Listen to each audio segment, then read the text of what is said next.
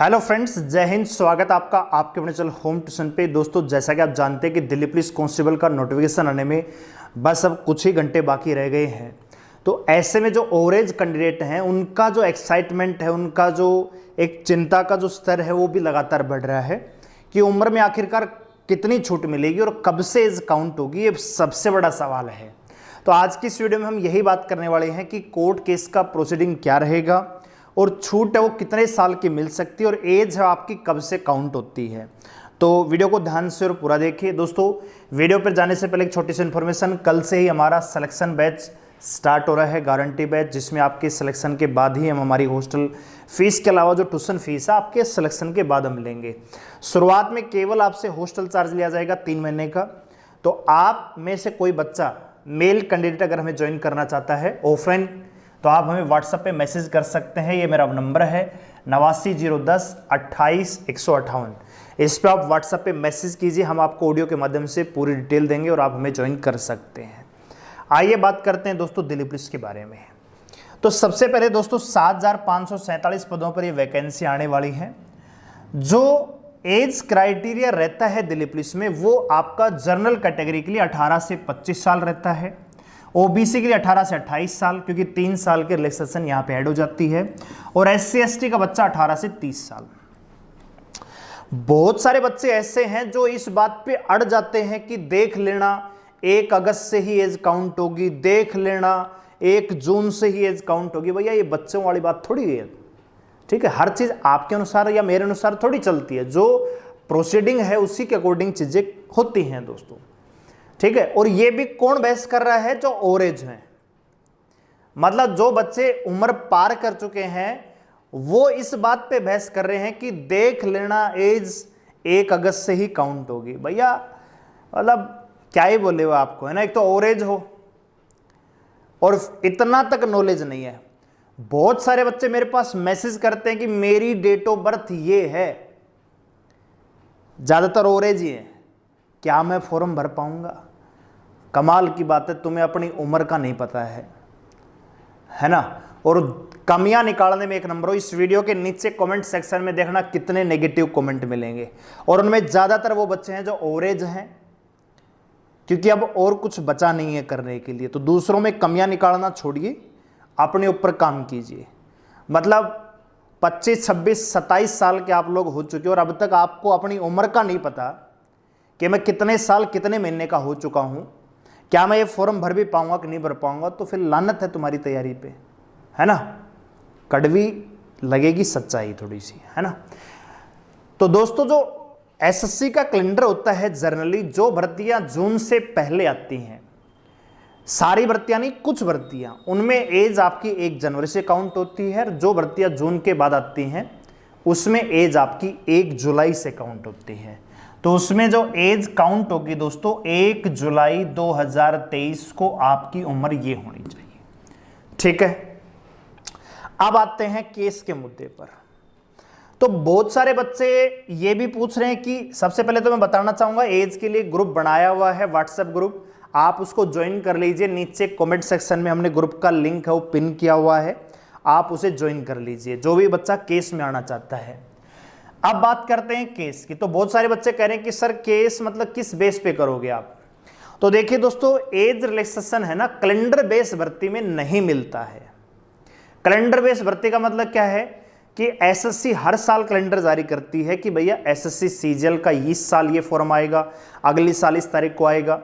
CPO भी हर साल आने वाली भर्ती है, SSC GD भी हर 2 साल में आने वाली भर्ती है। लेकिन आपने देखा कि SSC GD 2022 की जो भर्ती थी उसमें 3 साल का क्राइटेरिया में छूट एक्स्ट्रा मिला, ठीक है। Generally SSC CPO CGL CHSL MTS ये 4 भर्तियां कैलेंडर बेस मानी जाती हैं, तो इसमें एज रिलैक्सेशन में छूट मिलना मुश्किल हो जाता है। अब CRPF HCM का एग्जाम्पल आप लीजिए, क्या वो कैलेंडर बेस भर्ती है? नहीं।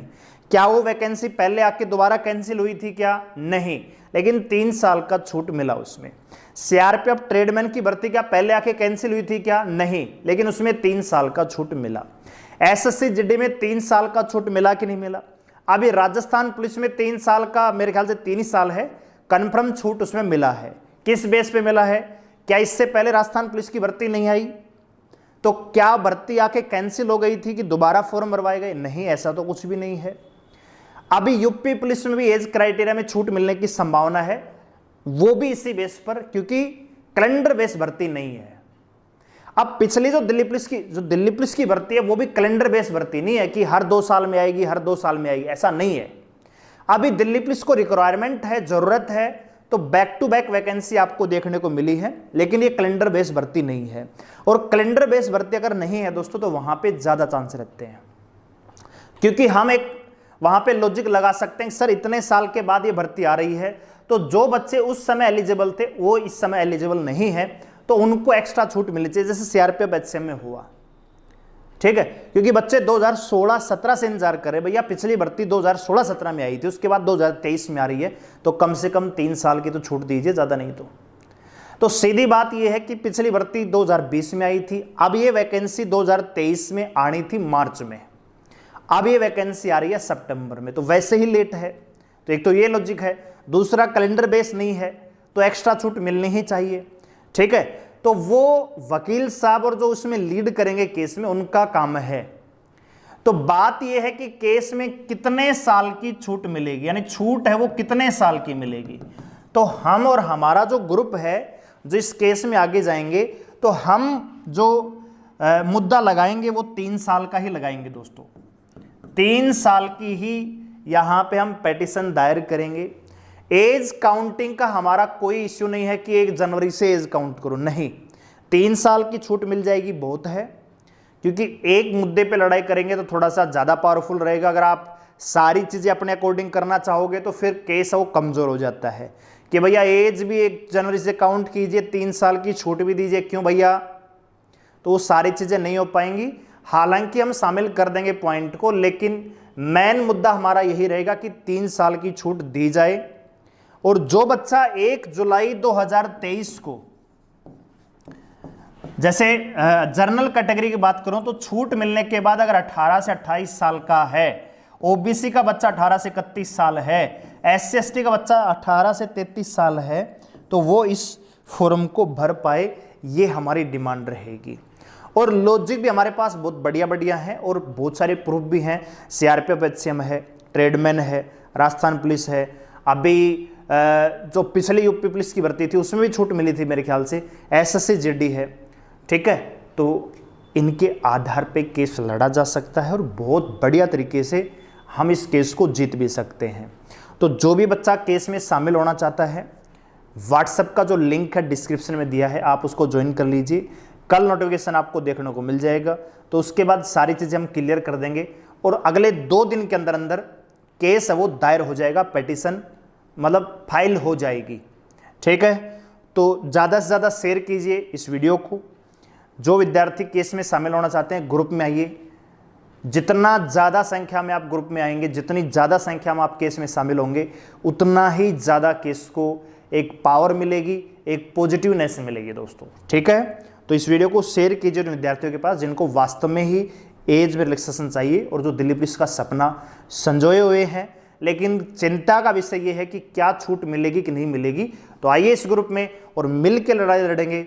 अगर छूट मिलती है तो सबको मिलेगी और प्रयास तो किया ही जा सकता है दोस्तों। ठीक है, मैं ये नहीं कह रहा कि 100% ही मिलेगी, लेकिन हम प्रयास करेंगे, बहुत अच्छे लेवल का प्रयास करेंगे।